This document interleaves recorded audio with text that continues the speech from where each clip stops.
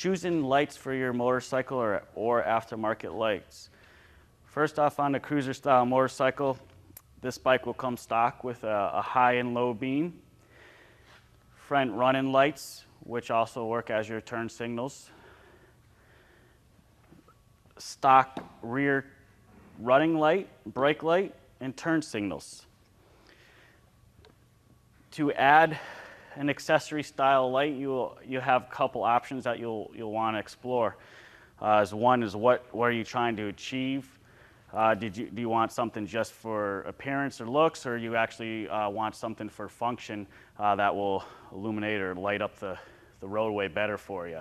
After deciding what type of lights that you want to run, whether it be just for appearance and accessory or function and lights to light up the roadway better, you'll want to consult with your dealer to make sure that your motorcycle is equipped to accept aftermarket lights. Some motorcycles may not have an adequate charging system to allow for certain accessory lights. So you're going to want to check with your dealer to verify that your bike can accept aftermarket accessory lights, which most can. Choosing lights, there's always lots of options. There's certain neons, there's LEDs, there's halogens.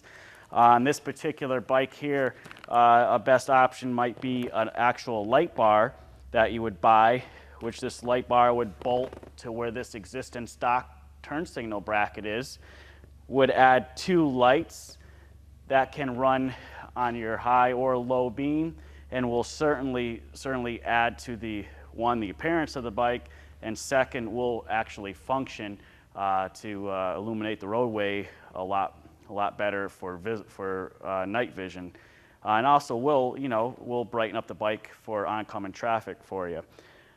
So you want to check into, again, if your bike can accept aftermarket lights and what functions you want them to provide for you.